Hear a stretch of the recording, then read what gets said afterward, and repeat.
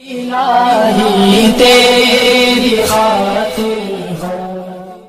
مکہ والوں سے کسی قسم کا کوئی ایگریمنٹ تھا نہیں، بلکہ مکہ والوں نے نبی کے قتل کا پروگرام بنا لیا تھا. آپ صلی اللہ علیہ وسلم نے اس وقت بھی تمام امانتیں سپرد کی حضرت علی کو.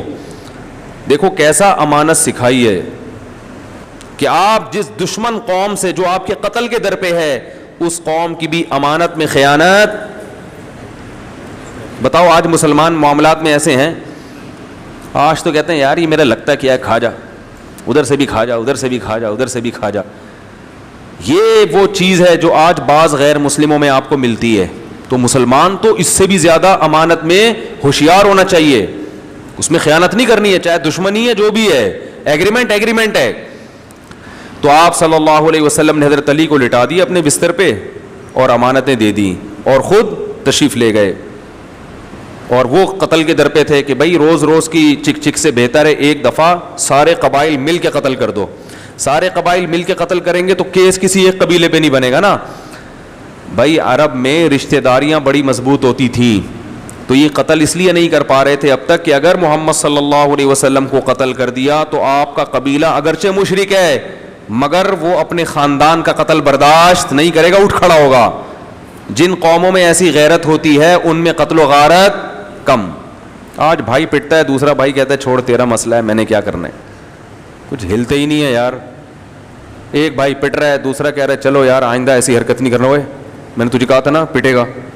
بس بھائی تمہارا بھائی ہے. پہلے زمانے میں بھائی کی کثرت جو ہے نا، خاندان میں مردوں کی کثرت، چچا زاد بھائی، پھوپھی زاد بھائی، اس سے انسان مضبوط ہوتا تھا. آج مضبوط کیونکہ ساتھ ہی نہیں دیتے، ہر آدمی اپنے اخپل طریقے سے زندگی گزار رہا ہے.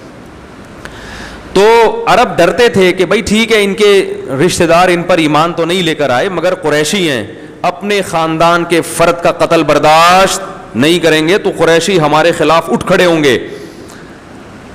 تو صرف قوم اور یعنی قومیت کی بنیاد پہ بھی وہ ساتھ دیا کرتے تھے.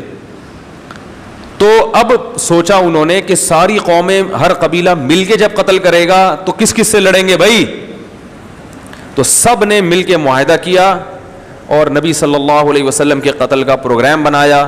اللہ تعالیٰ نے ان کی آنکھوں کو اندھا کیا، آپ صلی اللہ علیہ وسلم بچ نکلنے میں کامیاب ہوئے اور مدینہ کی طرف آپ صلی اللہ علیہ وسلم نے ہجرت کی.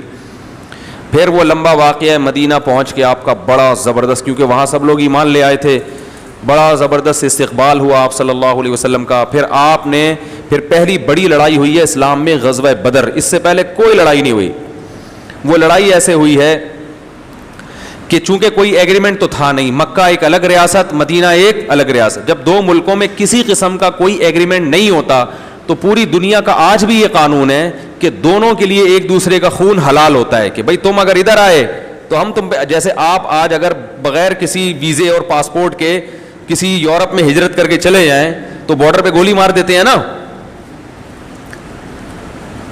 کیا ہو گیا؟ کوئی انڈین اگر بغیر پاسپورٹ ویزے کے پاکستانی بارڈر پہ پکڑا جائے تو آرمی کو حق ہے کہ گولی مار دے. یہاں کا بندہ وہاں جائے تو ان کو حق ہے نہ مارے. ایک الگ بات ہے، مارنی چاہیے نہیں چاہیے یہ الگ بات ہے، لیکن پوری دنیا میں ایک لا ہے کہ بغیر ایگریمنٹ کے اگر کوئی ادھر سے ادھر، ادھر سے ادھر گیا تو ہم ذمہ دار نہیں ہیں. تو وہ اس وقت بھی ایسے تھا. تو مکہ والوں سے کوئی ایگریمنٹ نہیں تھا بلکہ باقاعدہ لڑائی تھی. تو ایک قافلہ آ رہا تھا شام کے راستے، سمندر کے راستے، مدینہ کے قریب سے گزرتے ہوئے، اس نے جانا تھا مکہ. تو آپ صلی اللہ علیہ وسلم نے صحابہ کے ساتھ مل کے پروگرام بنایا کہ اس لشکر پہ شب خون مارتے ہیں اور یہاں سے جتنا بھی ان کا جو بھی تجارتی سامان ہے وہ ہم اپنے قبضے میں لے لیتے ہیں، کیونکہ ہماری جو معاشی بدحالی آئی ہے وہ کس کی وجہ سے آئی ہے؟ ان کی، اور ہمارا کوئی ایگریمنٹ بھی ان سے نہیں ہے. تو یہ بالکل پوری دنیا میں اجازت تھی اس کی، یہ کر سکتے ہیں. تو اب چونکہ بہت تھوڑے یعنی شب خون مارنا تھا، گوریلا وار تھی کہ بھائی ایک حملہ کریں گے اور جو آٹا دال بوری جو ملا اٹھا کے لے آئیں گے. تو اس کے لیے بڑی فوج کی ضرورت نہیں تھی، لیکن اللہ کو کچھ اور منظور تھا. اللہ چاہتے تھے بڑی زبردست لڑائی ہو جائے اور میں مسلمانوں کو فتح دے کے یہ ثابت کر دوں کہ میں کس کے ساتھ ہوں؟ مسلمانوں. اس سے پتہ یہ چلا کہ ہم اسباب کے مکلف ہیں، ہم نے اسباب سے ہٹ کے کام نہیں کرنا. لیکن اللہ بعض دفعہ معجزے کے طور پر ایسا کرا دیتا ہے جس کی کوئی لاجک نہیں ہوتی. اب ہو کیا رہا ہے کہ ہم نبی کی زندگی میں جو معجزے وارد ہوئے ہیں نا, ان معجزوں کو دیکھ کر ہم یہ سمجھتے ہیں کہ ہمارے ساتھ بھی کیا ہوں گے, معجزے. لہذا ہم فیصلے کرتے ہیں گراؤنڈ ریئلٹی کو دیکھے بغیر, اور کہتے ہیں چونکہ نبی 313 تھے اور وہ 1000 تھے تو ان کی مدد ہو گئی تھی بغیر ساز و سامان کے, تو ہماری بھی. یہ بہت بڑی غلطی ہے جو مسلمانوں میں آئی ہے. نبی کے اپنے جتنے فیصلے ہیں وہ تمام فیصلے گراؤنڈ ریئلٹی کو دیکھ کر ہیں, اور اللہ کے فیصلے کبھی گراؤنڈ ریئلٹی کے مطابق ہوتے ہیں, کبھی کیا ہوتے ہیں, ویسے ہی اللہ مدد کر دیتا ہے. تو جو اللہ کا کام ہے وہ اللہ پہ چھوڑ دیں, ہمارا جو کام ہے ہم اس کے ذمہ دار ہیں. نہیں آ رہی بات. اب دیکھو یہاں افراط و تفریط کیا ہوتا. نبی صلی اللہ علیہ وسلم اگر اس قافلے پہ حملہ نہ کرتے تو یہ بھی غلط تھا, کیونکہ صحابہ کے پاس کھانے کے لیے کچھ بھی نہیں. تو بھائی اللہ نے موقع دیا ہے, تمہارا دشمن ترنے والا بن کے یہاں سے جا رہا ہے تو حملہ کرو نا. اگر اس موقع پر اللہ پہ اعتماد کرتے, توکل کرتے کہ اللہ ہے کھلانے والا, اللہ ہے پلانے والا, ہم صرف اخلاق سے پیش آئیں گے ان دشمنوں کے ساتھ, تو یہ بھی اسباب سے ہٹ کر کام ہوتا کہ نہیں ہوتا. اتنے اہم مضمون آپ کے سامنے بیان کر رہا ہوں نا کہ اگر آپ کو ان مضامین کی قدر و قیمت سمجھ میں آ جائے تو آپ پیسے دے کے مجھ سے یہ بیان کروائیں گے, پیسے دے کے کروائیں گے. اتنی اہم باتیں کر رہا ہوں, مجھے ان کی اہمیت کا اندازہ ہے, لیکن آپ کو اندازہ, آپ کے چہروں سے لگ رہا ہے کہ آپ کو اندازہ نہیں ہے. اگر نبی صلی اللہ علیہ وسلم اس لشکر پہ حملہ نہ کرتے اور کہتے ہم نے اللہ کے لیے ہجرت کی ہے, کھلانے والا کون ہے, اللہ, پلانے والا کون ہے, اللہ, تو بھائی اللہ کہتا ہے جو تمہارے بس میں ہے وہ تو کرو. تمہارے بس میں فی الحال یہ ہے کہ تمہارے دشمن کا قافلہ جا رہا ہے جس سے تمہارا کوئی ایگریمنٹ نہیں ہے, تم لے لو اس سے. بھائی کیا خیال ہے, جنگ کرو اور وہ سامان اس سے چھین لو. کیونکہ 313 میں اس کی طاقت تو ہے کہ حملہ کر کے شبخون مار کے کچھ چیزیں اٹھا کے لے آئیں, لیکن اس کی طاقت نہیں ہے کہ 1000 کے لشکر سے لڑیں بغیر ساز و سامان کے. لہذا اس کا نبی نے ارادہ نہیں کیا کہ خود ہم مکہ والوں پہ چڑھائی کریں. بھائی جس ملک سے کمزور ہونے کی وجہ سے اپنی جان بچا کر نکلے ہیں اس ملک پہ لشکر لے کے چڑھائی کر دیں, یہ عقل میں آنے والی بات ہے؟ یہ میں اس لیے کہہ رہا ہوں کہ آج لوگ کہتے ہیں پاکستان امریکہ پہ حملہ کیوں نہیں کر دیتا, پاکستان بھارت میں گھس کیوں نہیں جاتا, ٹھیک ہے نا, یہ کیسے بزدل لوگ ہیں, یہ ادھر اسرائیل پہ ڈرام سے حملہ کیوں نہیں کر دیتے. او بھائی پہلے یہ دیکھو کہ تمہارے پاس ہے کیا, کتنی افرادی قوت ہے. تم حملہ کرنے کے بعد وہ بسوں کے پیچھے لکھا ہوتا ہے تپڑ ہے تو پاس کر ورنہ برداشت کر. تو باتیں کرنا آسان ہوتا ہے, ہر چیز گراؤنڈ ریئلٹی کو سامنے رکھ کر فیصلہ کیا جاتا ہے, اس کے بعد ہوگا کیا. تو جذباتی لوگ اور کچھ ایسے ہیں جو بالکل جن کی فائر پن نکلی ہوئی ہے, وہ کہتے ہیں لڑو ہی نہیں, وہ کہتے ہیں یہ بم بھی کیوں بنایا ہے, یہ تو توبہ توبہ چھی ایٹم بم, اس سے تو بڑا نقصان ہوتا ہے, اور وہ جہاد کو سرے سے مانتے ہی نہیں ہے. تو یہ دونوں فریق کیا ہیں, غلط ہیں. جب کلاشن کوف کی فائر پن نکل جاتی ہے نا, پھر اس میں اور پانی کی گن میں کوئی فرق نہیں رہتا. تو بعض لوگوں کی فائر پن نکل جاتی ہے, وہ کہتے ہیں اسلام میں جہاد نہیں, بس اخلاق, میٹھا پن, جو آئے مکہ مارے تم بھی ایک کھا لو دوسرا بھی آگے کر دو. اس طرح کے ان کا دماغ بنا ہوا ہے. وہ کہتے ہیں یہ کیا ٹریننگ, یہ کیا جہاز وہاز کلا بازیاں, یہ کیا بم بم غوری, یہ کیا ہوتا ہے یار, یہ کیا ہے دعا. ایسے لوگ ہمیں ملتے ہیں, کہہ رہے اصل تو مدد آتی ہے اللہ کی طرف سے, آسمان سے آتی ہے اور اعمال پہ آتی ہے. بس تہجد پڑھو, اللہ سے دعائیں مانگو, ڈیفنس آسمان سے اترے گی تمہاری اور اللہ تمہاری خود بخود مدد کرے گا. بس سب کچھ دعاؤں میں رکھا ہے اللہ نے دعاؤں میں رکھا ہے سب کچھ. لیکن جب آپ اپنی ذمہ داری پوری کریں, آپ کو سمرینیں بنانی پڑیں گی, دشمن کے مقابلے میں سب کچھ تیار رکھنا پڑے گا. آج ہم تو ساری آیتیں یہی پڑھی ہیں, اعدوا لهم ما استطعتم من قوة. اللہ فرماتے ہیں جتنی قوت تیار کر سکتے ہو کرو, ومن رباط الخیل, گھوڑے بھی باندھو.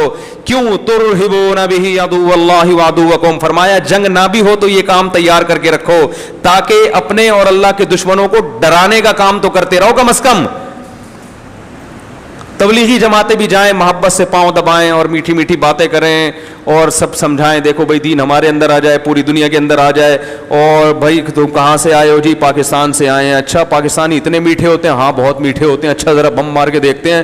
بھائی ہمارے کان, ان کے کان میں کہہ دو ہمارے پاس ایٹم بم بھی ہے. ٹھیک ہے نا, ہمارے پاس ایٹم بم بھی ہے. ہم صرف شب برات کے پٹاخے نہیں پھوڑتے ہیں, ہمارے پاس ایس ایس جی کمانڈوز بھی ہیں, ہمارے پاس لڑنے والے جوان بھی ہیں. باقی دین کی بات ہے, آپ اگر آ جائیں تو اچھی بات ہوگی, تمیز سے ہی چل لیں تو اچھا ہے. کیا خیال, زیادہ دھمکی والی باتیں کرنے کی کوشش. تو اللہ نے فرمایا ترہبون بہ, کیسی پیاری آیت ہے, ایسا مزہ آتا ہے یہ پڑھنے میں. ترہبون بہ, اس کے ذریعے تم ڈراؤ گے. حملہ نہ بھی کرو تو ڈرانے کا کام تو کرو نا. عدو اللہ و عدوکم, اللہ کے دشمنوں کو بھی ڈراؤ گے اور اپنے دشمنوں کو بھی ڈراؤ گے. تو یہ بھی اسلام کا ایک رخ ہے. وَلَا يَحْسَبَنَّ الَّذِينَ كَفَرُوا سَبَقُوا إِنَّهُمْ لَا يُعْجِزُونَ وَأَعِدُّوا لَهُم مَّا اسْتَطَعْتُم مِّن قُوَّةٍ. تو میں یہ عرض کر رہا تھا, رسول اللہ صلی اللہ علیہ وسلم نے نہ تو یہ کیا کہ مکہ پہ جا کے چڑھائی کر دی, کیونکہ بھائی افرادی قوت نہیں ہے, اور نہ یہ کہ ہاتھ پہ ہاتھ رکھ کے بیٹھے رہے. بھائی جو موقع مل رہا ہے وہ کام تو کریں. تو صحابہ کو حکم دیا, کیا کریں گے بھائی؟ شبخون ماریں گے, ایک حملہ کریں گے اور وہ لے کے نکل لیں گے.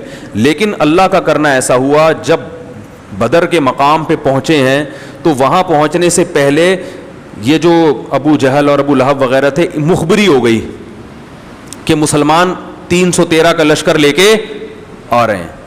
اب جب مخبری ہوئی ہے تو وہاں سے وہ 1000 کا لشکر لے کر آ گئے, جس کی مسلمانوں کو توقع نہیں تھی, اور وہ پورے ساز و سامان کے ساتھ آئے.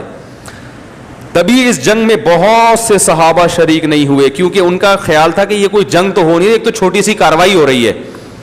لیکن 313 جب آئے تو 313 کو اللہ نے لڑوا دیا. کس سے؟ 1000 لوگوں سے. 313 کے پاس تو کچھ تھا ہی نہیں, 2-4 گھوڑے, چھوڑا سا اسلحہ, اور ادھر 1000 کا لشکر. اب مسلمانوں کے پاس لڑائی کے علاوہ کوئی آپشن تھا ہی نہیں, کیونکہ وہ تو آ گئے تھے نا, وہ تو سر پہ پہنچ چکے تھے. اب مسلمان پریشان. پھر اس موقع پر نبی صلی اللہ علیہ وسلم نے مصلی بچھایا میدان جنگ میں, اور سجدے میں جا کے آپ نے بڑی لمبی دعا مانگی اور اللہ سے کہا کہ اے اللہ یہ تھوڑے سے لوگ ہیں, اسباب کی دنیا میں تو شکستی ہے, لیکن اگر یہ شہید ہو گئے لم تعبد, اے اللہ پھر قیامت تک زمین پر تیری عبادت نہیں ہوگی. یہ بھی آپ کے آخری نبی ہونے کی دلیل ہے. اے اللہ قیامت تک تیری عبادت نہیں, کیونکہ نبی کو پتا تھا میں آخری نبی ہوں اور یہ آخری صحابہ ہیں, اس کے بعد نہ کوئی صحابی بنے گا اور نہ کوئی پیغمبر. اگر یہی میدان جنگ میں شہید ہو گئے تو اللہ میری تو 13-14 سال کی کمائی ہے, یہ 15 سال کی, یہ اگر قتل ہو گئے تو پھر تو قیامت تک تیری عبادت نہیں ہوگی. تو اللہ کو ان چیزوں کا واسطہ دے کے اللہ سے دعا مانگ رہے ہیں, اور بالآخر اللہ نے آسمان سے فرشتے نازل کیے, قرآن میں آتا ہے, اور لڑائی ہوئی ہے, اور اللہ نے ان 313 کو 1000 پر غلبہ.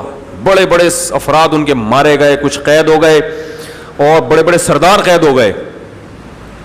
تو ان میں آپ صلی اللہ علیہ وسلم کے رشتہ دار, آپ کے چچا زاد, بڑے بڑے عرب. وہ زیادہ ڈیٹیل میں جاؤں گا تو پھر بات لمبی ہو جائے گی, یہ سورت کا خلاصہ رہ جائے گا. پہلی جنگ ہوئی ہے اسلام میں, اس میں پہل کس نے کی؟